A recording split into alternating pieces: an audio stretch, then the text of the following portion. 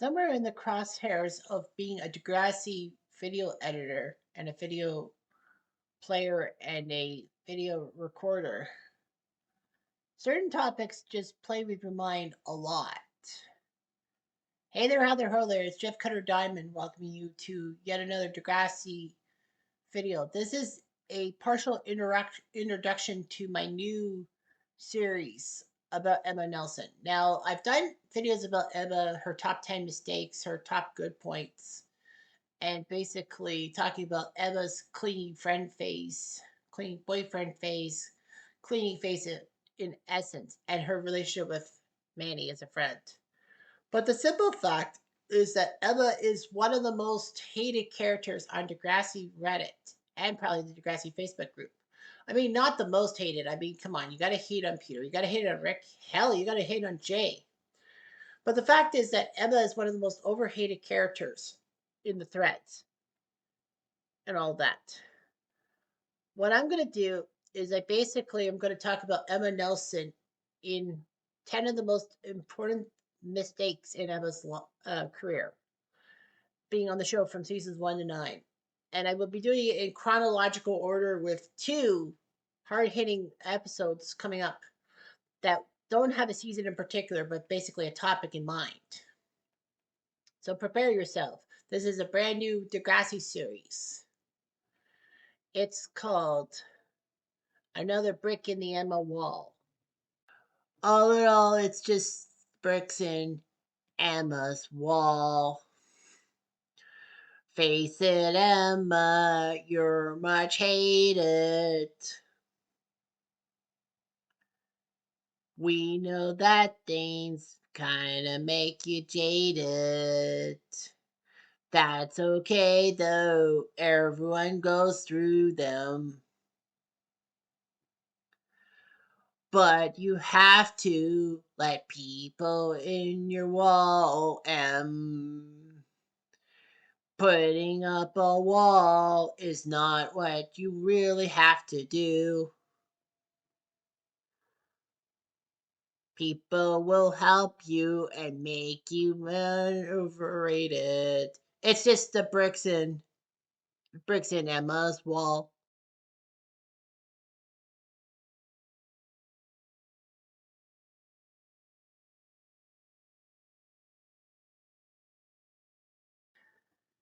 So practically what you got here is the first ever episode.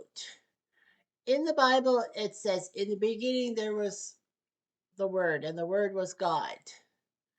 However, in the Degrassi Bible, it says, in the beginning there was a Word, and five major words. Read it to me, Manny. That's how Degrassi Next Generation started.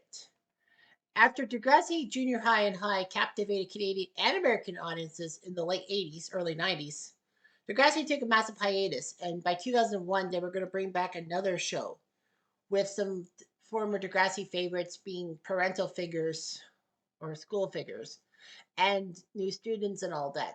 Of course, the protagonist, the central figure around Degrassi Next Generation, would be the daughter of one Spike Nelson. Spike had Emma with Shane McKay. Unfortunately, though, Shane's parents were not too pleased with Shane having anything to do with Emma, so they basically wanted to have Spike put the baby up for adoption, send Shane to a Christian school and all that, and basically make sure that they would never have to deal with Emma again. But Shane basically tells his parents that basically the only reason why you're doing this is so that you can get back to your normal lives and you don't have to be shunned by me. Let me try to take care of the baby. So Shane gives half of his allowance to Spike every so often for Emma, and then he decides one day not to do so and to go get concert tickets, and Spike calls him pathetic. Shane, of course, under the influence of LSD, either jumps off or falls off a bridge, but basically he's found at the bottom of the bridge. Fortunately, he's alive, but he has massive brain damage and he has to go to the hospital to get fixed up and then go to certain classes for kids with brain damage. And then he makes a poignant return in the final episode of Degrassi Junior High in a walker.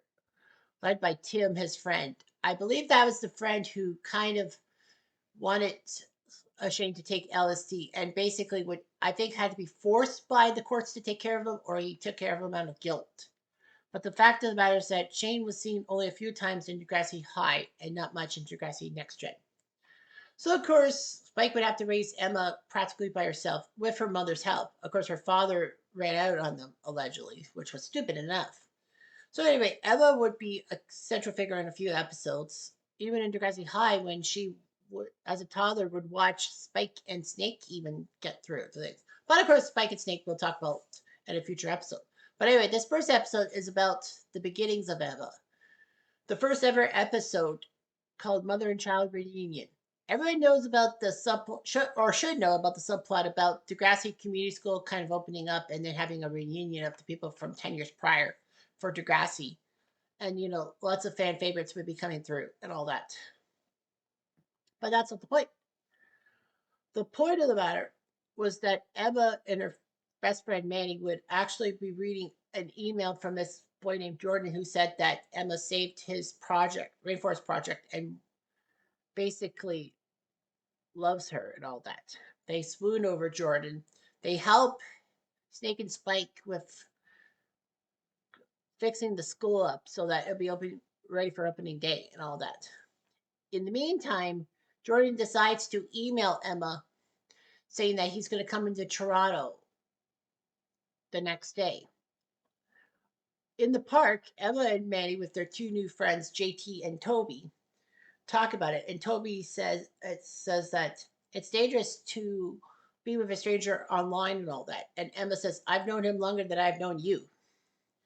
So basically, Emma's in over her head and all that. She doesn't know what to do about the situation.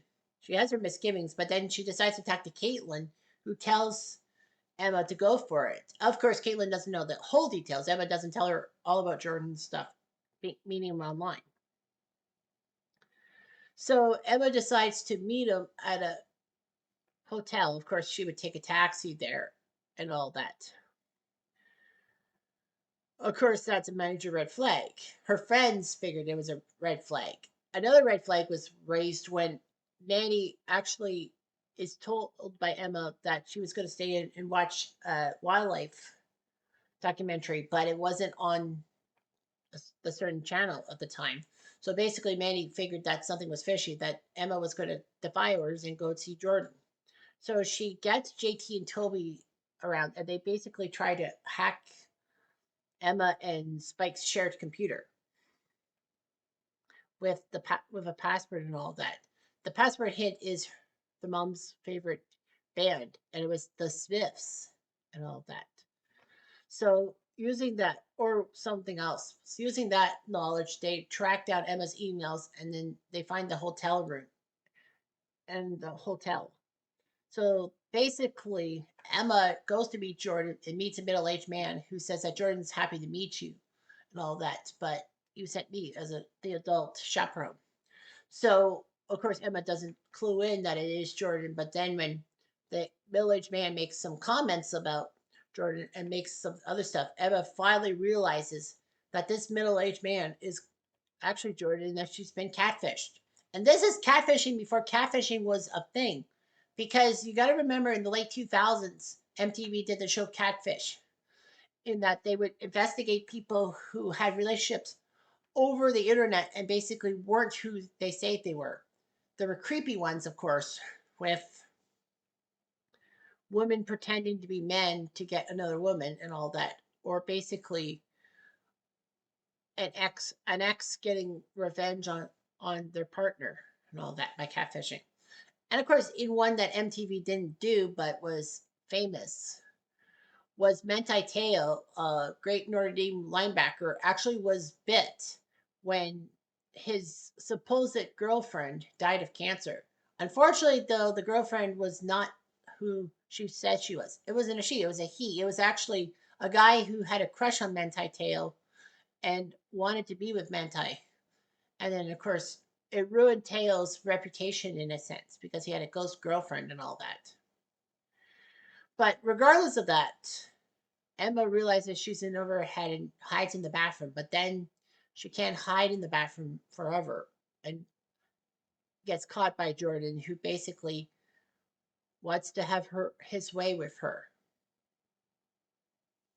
Fortunately, though, Manny, JT, and Toby tip off Spike and Snake at the reunion, and they realize they go to the hotel, and Snake corners Jordan and threatens to beat the tar out of him and all that if Emma is not found safe. But fortunately, though, Emma is safe. She gets out of the bathroom, gets out of the room, and is comforted by Spike and the kids. And of course, the police take Jordan into custody. They don't know how long Jordan will be in prison for. But then the police have to take Emma's computer away because of the information needed and all that for the investigation and all that. And then the guy tells Spike to make sure that the computer is in adult supervision things to keep the online people away from that. Spike doesn't understand why Emma did that. Emma says, I'm a dumb kid. I made one massive mistake and all that. And of course, Spike tells Emma, saying, you can tell me anything that's bothering you. You don't know what it's like to be 12. Actually, I do, because that was a few years before Spike got pregnant. So, anyhow, Spike assures Emma that if she speaks, that, you know, Spike will listen to Emma's problems. Of course, that leads to a lot of things that we'll talk about in the last episode of this 10-parter. But anyway, this is not the end of part one by any stretch of the imagination. It's not the end of the saga. No. Episodes later, I think it's what Secrets and Lies. I can't remember the episode name. But the fact of the matter is that Emma is walking past the math room and sees Mr. Armstrong put his arm around Liberty in an uncomfortable way, according to Emma. Emma then confides to Manny this information, and Manny says, I'm sure it's nothing dangerous. And Emma's like, okay, fine. But little did Emma know that Hazel and Terry, who were part of the clique with Paige, overheard and basically spread rumors about Mr. Armstrong and Liberty and all that. Although the rumors and innuendo get through, and unfortunately, Emma finds out that she may have spread the rumor inadvertently, of course, but that still was a dangerous game to play and all that. Armstrong is talked to by Radich and all that. But then when Emma realizes that all is not seen to be, she decides to go to Radich and tells him that it was her fault, that she thought that Armstrong was being inappropriate with Liberty, and the rumor spread and all that. Of course, Liberty is upset with Emma, first off, for almost costing Armstrong his job, and second of all, for being to her assumptions were terrible. Emma then is told by Liberty that she has dyscalculia, which is dyslexia, but with math. Like she's not good with math and all that, even though Liberty is a genius and all that. Liberty tells Emma to go back to saving the rainforest because making friends is not the best thing for her. And of course, Emma does all that. And also in a later episode, Emma is despondent over Manny being part of the Spirit Squad. It's a cheerleading thing. Paige is the head of it and realizes this and tells everyone that we're going to have boys on the team, so we can't be called sexist. Unfortunately, according to Emma, that doesn't mean anything. Sexism is not gender, it's two different things. Basically, she's upset that Manny makes the team and says cheerleaders are full of bimbos and people take advantage of cheerleaders. So she writes an up-end ed in the Degrassi student newsletter, and everyone on the Spirit Squad wants to rip it up because they know that this will hurt their chances to keep Spirit Squad afloat. Manny kind of wants to be with Emma, but doesn't. But basically, Manny rips up the article. Emma cries wolf and all that. And then, she gets chastised by Manny. Manny does chastise her for what her views were and all that. So, of course, Emma feels bad about herself. But there's a connection to those 3 episodes. It's the fact of Emma's uncomfortable nature around being touched and all that. Remember, the guy freaking, in the first episode, freaking put Emma in a bad situation that she probably felt uncomfortable with affection and all that stuff. That's probably why she was uncomfortable with Sean and affection in season one when they were boyfriend and girlfriend. That could explain why she was not so sure about Armstrong's affection towards Liberty.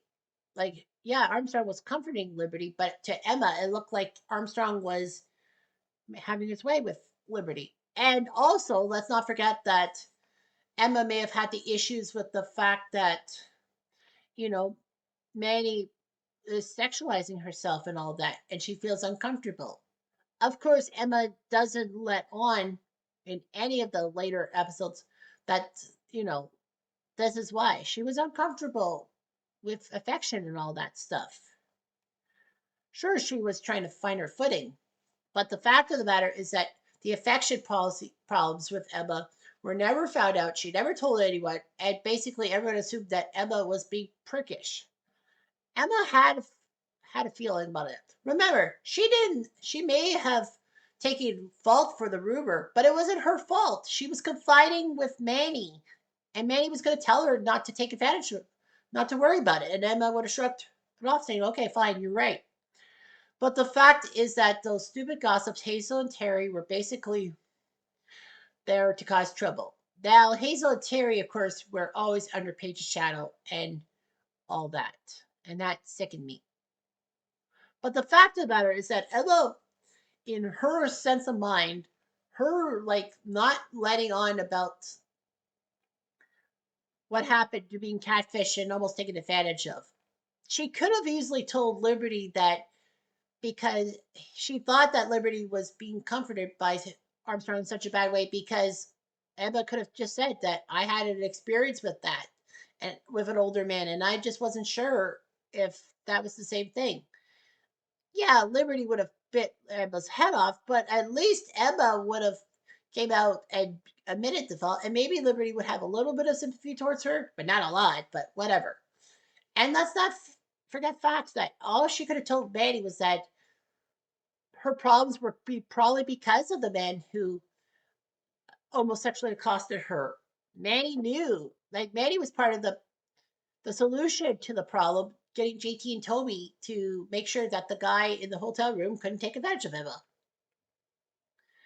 So yeah, I think Emma would have gotten bit too. But the fact is that at least Emma gets it out of her system, and people take a little bit of pity on her instead of like getting on top of her and getting angry at her. So the fact of the matter is that Emma botched it. Her biggest botch was being catfished. Sure, people like get catfished all the time and all that. But the fact is that Emma should have discussed the situation with her mother and realized things were bad and then worked their way to try to get rid of that guy. Maybe Emma acts as a decoy. But also the fact that she didn't let it on when Liberty and Manny both were angry at her for her involvement with Armstrong and the cheer squad. I mean, Emma could have easily fixed the problem, but she didn't. Her problems with affection were there from the start. Although she would not have problems with affection later on, but season one, it was just awkward phase. So that's it for episode one. Episode two will deal with what happens to Emma in the next season and the practicality of, you know, what season two Emma meant to everyone in a destructive mode. Anyway, thanks for watching. I'm Jeff Diamond. Adieu.